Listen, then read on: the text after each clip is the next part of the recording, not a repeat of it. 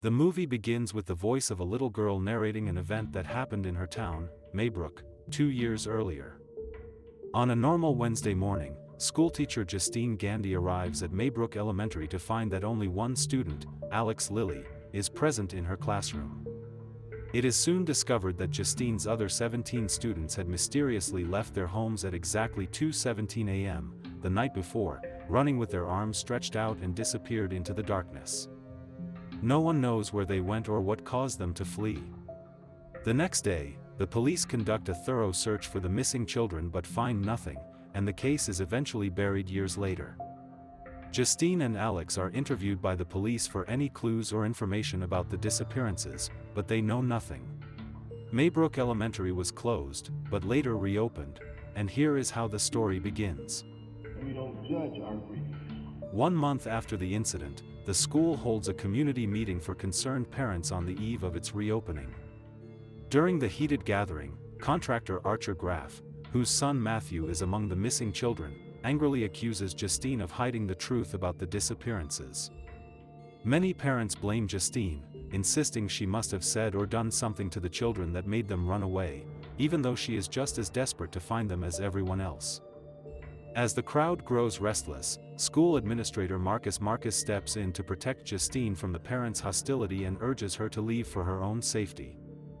Struggling with depression, Justine later drives to a liquor store and grabs 2 bottles. She begins receiving anonymous threatening phone calls from parents and terrified, she rushes home.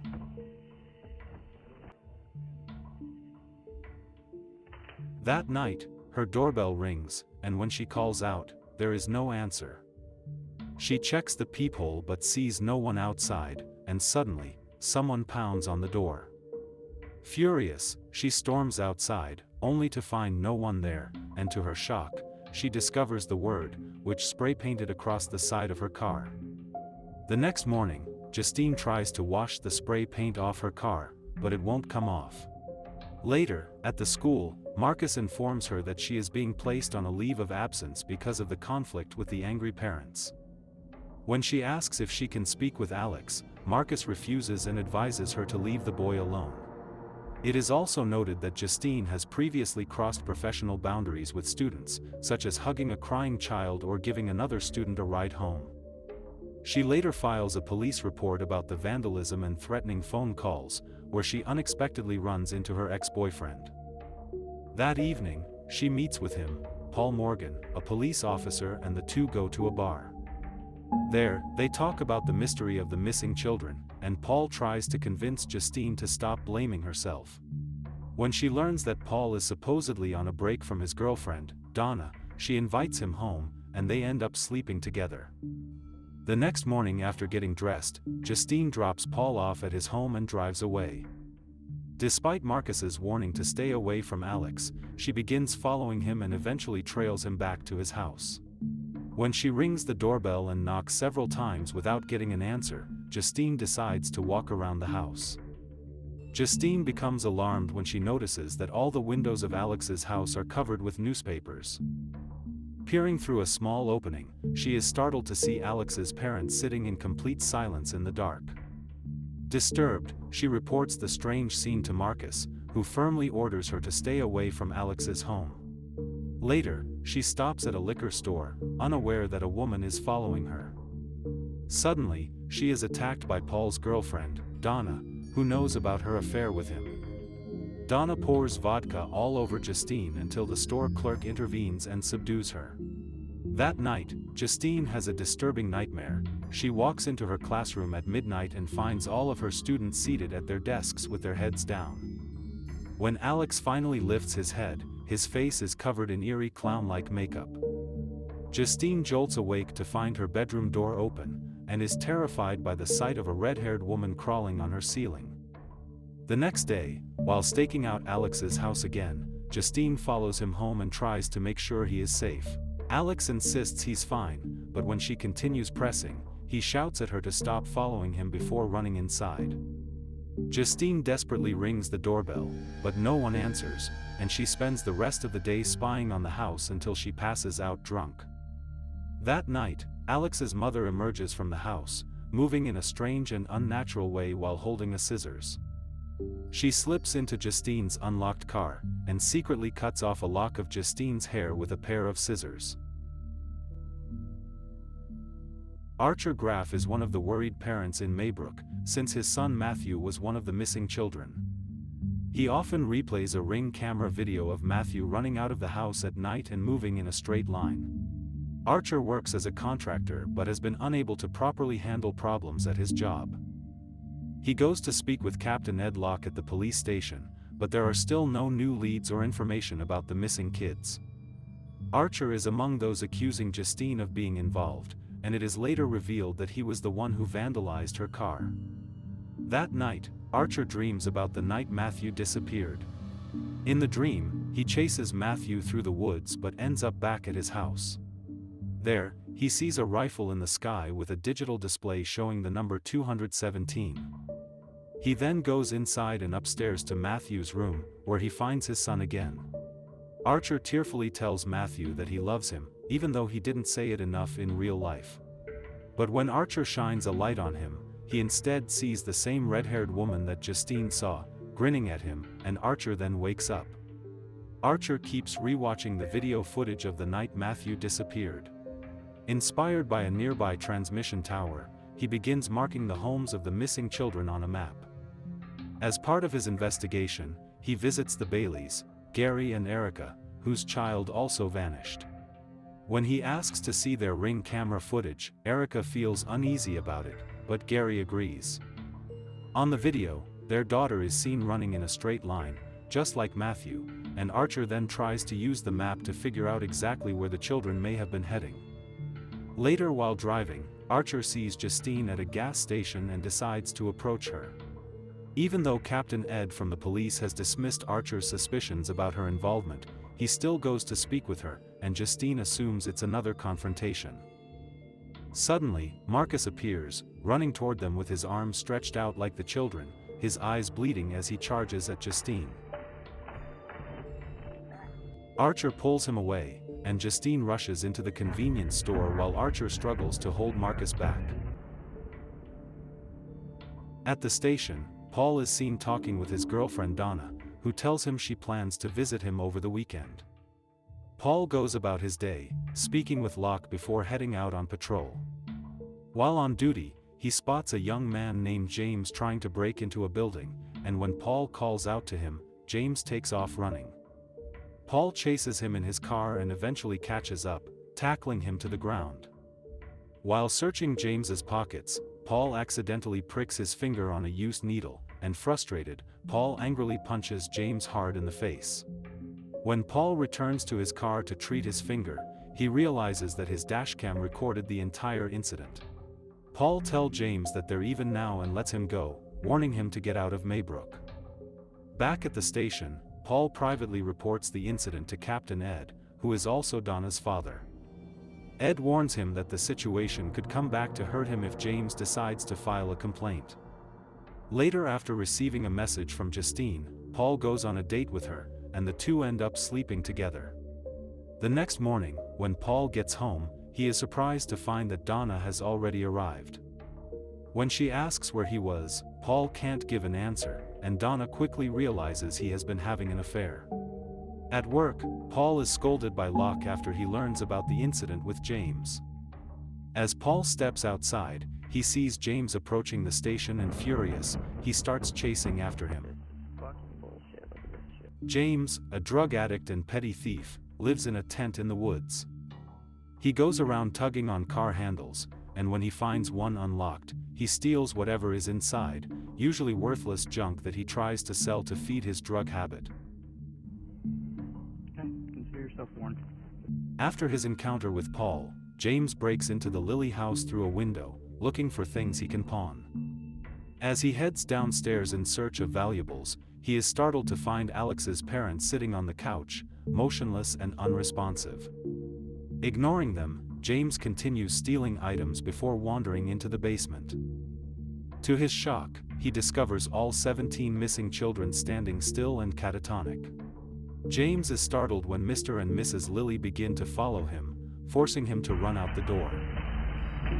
He takes the stolen items to a pawn shop, where he notices a flyer offering a $50,000 reward for information about the missing children. James tries to call in his tip, but he is told he must come to the police station in person, leading to his second encounter with Paul. Frightened, James flees into the woods, where he spots the red-haired woman waving at him, and terrified, he runs back to his tent. Soon after, he sees someone slowly opening the flap of his tent. Instinctively, James stabs the intruder in the face with several needles, only to realize it is Paul. When Paul catches up and threatens him with a shotgun, James begs for his life and promises to show him where the missing children are. Paul agrees and drives to the Lily house with James locked in the back of his patrol car. Paul then enters the house alone to investigate, and hours later, Paul emerges in a trance-like state. Without a word, he opens the patrol car, drags James out by his feet and pulls him inside the house. Marcus is at the supermarket with his husband Terry when Justine calls him about what she saw at the Lily house. Marcus agrees to meet with Alex and his parents on Monday to check on Alex. On Monday, when Marcus arrives to meet the Lillis, he is instead greeted by the red-haired woman. She introduces herself as Alex's aunt, Gladys, and explains that Alex's parents are unwell and couldn't come. Their awkward meeting ends with Gladys secretly taking one of Marcus's academic award ribbons. Later that day, Gladys visits Marcus and Terry's house while they are having lunch, saying she is in distress and needs water. Marcus is cautious and tries to refuse, but Terry lets her inside.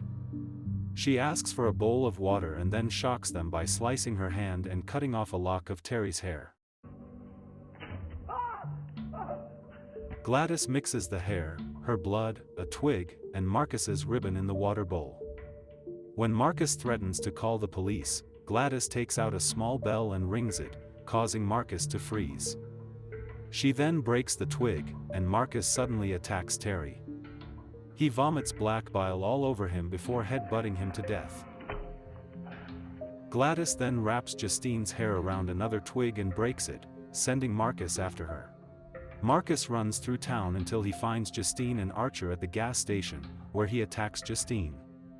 She escapes into the store, with Marcus chasing her, until Archer tackles him into a beverage fridge. Justine flees in her car, with Marcus running after her, and Archer follows in his own vehicle. At a busy intersection, Archer witnesses Marcus being struck by a passing car, his head crushed instantly. Later at the hospital, Archer treats his injuries, and once things calm down, Justine thanks him for defending her at the gas station.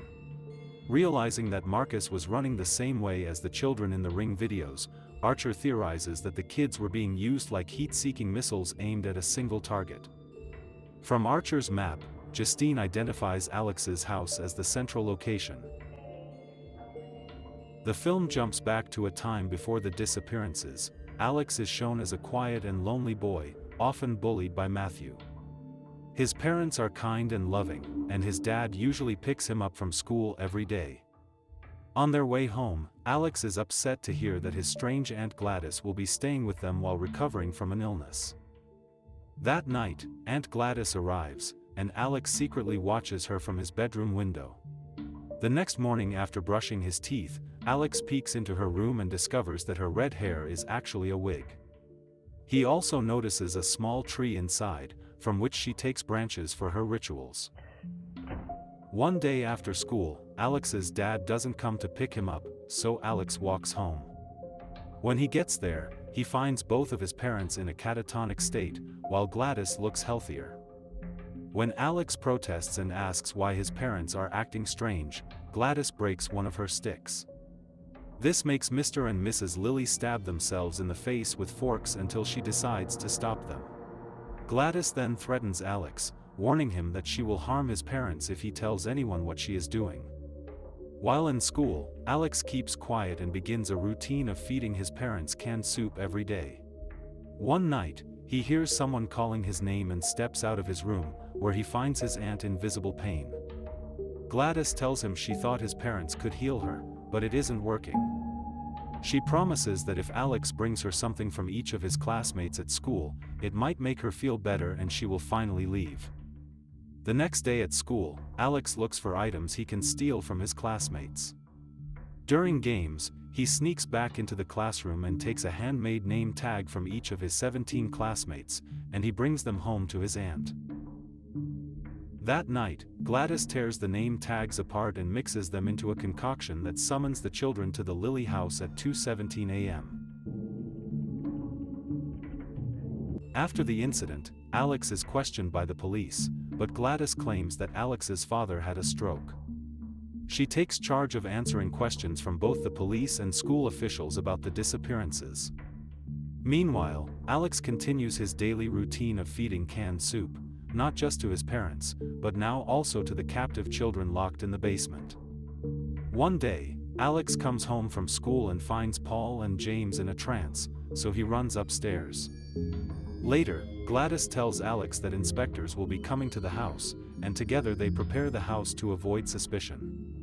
After the inspectors leave, Gladys tells Alex to pack his things because they will be leaving town the next day. Meanwhile, Justine and Archer are secretly watching the house from a vehicle outside. They see Paul briefly step out of the front door before returning inside in a trance. Justine and Archer then enter the house and find both Paul and James entranced inside. Meanwhile, Gladys has Mr. and Mrs. Lily standing behind a salt line and warns Alex not to cross it. Justine crosses another salt line, which triggers the entranced Paul and James to attack her and Archer. At the same time, Alex crosses the salt line, causing his parents to chase after him. As Paul starts to overpower Justine, she grabs a potato peeler and scrapes part of his face before taking his gun and shooting him. Archer fights with James, and their struggle leads them into the basement where the children are. As James chokes Archer, Justine arrives and shoots James in the head, before going to look for Alex. Archer goes into the basement to search for his missing son but is attacked by Gladys. She rips off his necklace and uses it to put him under her control, forcing him to capture Justine. Meanwhile, as Alex runs from his parents, he locks himself in the bathroom. He takes a branch from Gladys' tree, pricks his finger, smears his blood on it, and wraps a lock of her hair around it before breaking it. Gladys senses something is wrong, and soon the 17 children burst out of the basement and charge toward her. The witch runs out of the house in a panic, crashing through neighbors' homes as the children scream and smash through windows and fences to chase her.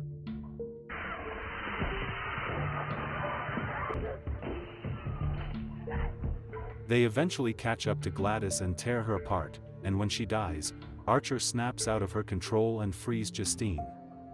Archer follows the trail of destruction to look for his son, while Justine goes upstairs and finds Alex holding onto his still catatonic parents. Archer finds the children silently gathered around Gladys's body and takes Matthew home. Although Gladys is gone, Alex's parents remain unresponsive and are placed in an institution. Alex is sent to live with another aunt who is much kinder. A child narrator's voice explains that the other missing children were reunited with their families, and some have even started to speak again. Okay guys, that's all the recap about Chain Letter from 2010.